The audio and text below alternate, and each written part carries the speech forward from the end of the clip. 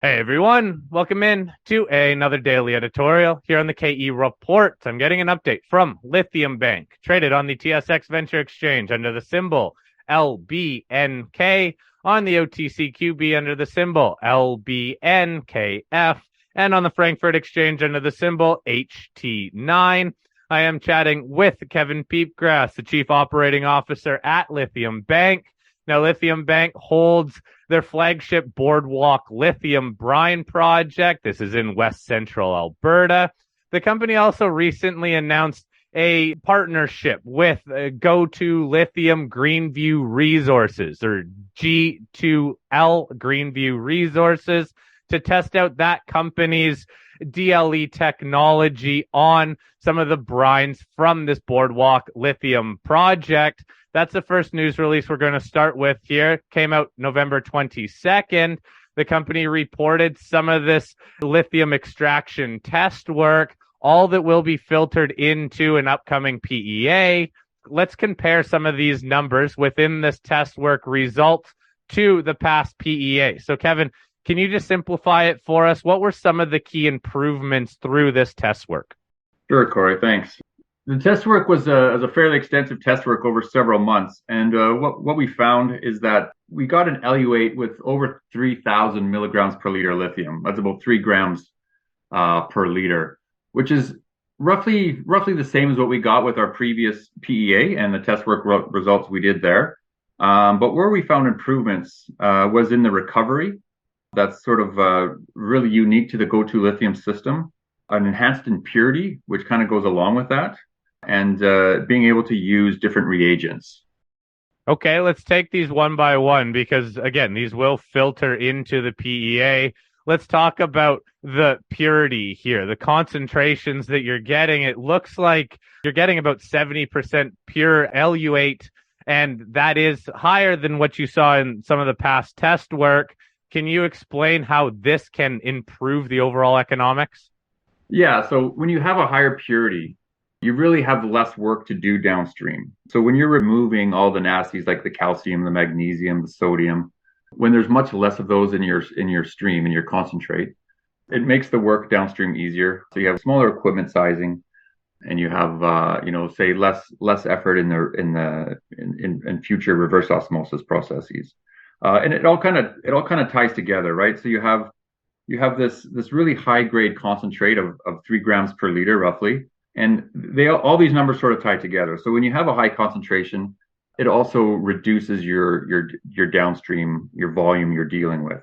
So we're reducing our stream by 45 times less volume than what we started with a high concentration and a high purity. So that really adds to the project economics going down, as well as the recovery being 98%. Let's talk about that recovery too, because at 98% recovery of lithium from that Boardwalk project brine, this is a high number. And some of that feed brine, I believe it's around 70 milligrams per liter. How are you able to get this high of a recovery using this different type of DLE technology? Yeah, so the DLE it's not just one component really. It's not just the resin, it's not just the engineering and the processing design. It's kind of a combination of everything. And what we found with testing multiple DLE technologies through Hatch is that this process works particularly well with our brine. And testing other technologies, you can always get near 100% recovery in a lab. That's not necessarily that hard, but to do that at scale obviously is a challenge. And then getting a 98% recovery with this system, it's a testament to the Go2 lithium, the CDLE, the continuous DLE, or the continuous ion exchange process that they use. And it's something they've used for many years and tested and piloted and scaled up before in their past. And that's what they do. That's their core business. So the G2L system is really a series of contactors, and it's countercurrent. So you're dealing on your last stage. And so in our pilot, what you'll see is a series of 5 contactors. And the ability to get that last few remaining percent to really bring it up to that 98%, you're really dealing with fresh resin on the last contactor. So you've got most of the lithium removed, and then you're contacting that with brand new resin. And you're really absorbing the last bit or the most you can really get out of the system before that spent brine is removed and put back in the subsurface. So the combination of these technologies is really, really beneficial for this project. Now, can you recap what the scale is, the size of this test work that was undertaken? Yeah, the bench scale test work, I think we shipped 200 liters to their lab and an additional 100 liters actually. So it was just multiple test runs and multiple different iterations of finding the best combination of the amounts of resin, the times, and really running comprehensive test work to get this done. Now, you mentioned that this DLE technology works well with the brine deposit that the company has at this Boardwalk project. Is it attributable to other deposits as well, do you think? Yeah, and with the licensing agreement that we negotiated with Go2 Lithium, we're able to apply this technology on all our assets that we have in our portfolio. Knowing the chemistry from some of the samples we've taken at Park Place, we're looking at very, very, very similar chemistries, similar grades, albeit a bit higher grade lithium, but similar impurities and TDS and temperatures and all that. So we certainly expect this technology to perform equally as well on our Park Place asset. Are you going to be going through this sort of test work at the Park Place asset? Yeah, absolutely. As we finalize our sampling program on that project, we will have quite a bit of brine that we will have and put through the pilot. So we fully anticipate piloting both projects in Alberta on this. You also mentioned there's different reagents that are used. What's the significance of these different reagents, again, filtering into the updated, upcoming PEA? Yeah, the reagents, it's really a big one. And being able to handle the processing of that. So when you look at the PEA that we've already put out, 54% of the OPEX is reagents and the resin. So being able to use lower cost reagents and reagents that are really readily available in the province is a big difference in the OPEX in a financial model. So we're using quicklime, which is a CaO, which is readily available as our pH balancer, and then our acid would be a hydrosulfuric acid. And the sulfuric acid that we use can actually be recovered. Significant amount of it can be recovered in the downstream process and then reused and reapplied in the closed loop system. So, you need your fill, and then you can really capture a lot of that back and not having to use new acids the whole process. So that saves quite a bit of money in the whole system. Let's look ahead to that PEA then, the updated PEA, because it's expected late this year. We're already late this year. What big changes will be made to that PEA, understanding that this test work seems like really the biggest stepping stone? Yeah, no, this test work is now complete. So it's really running the models and finalizing the report.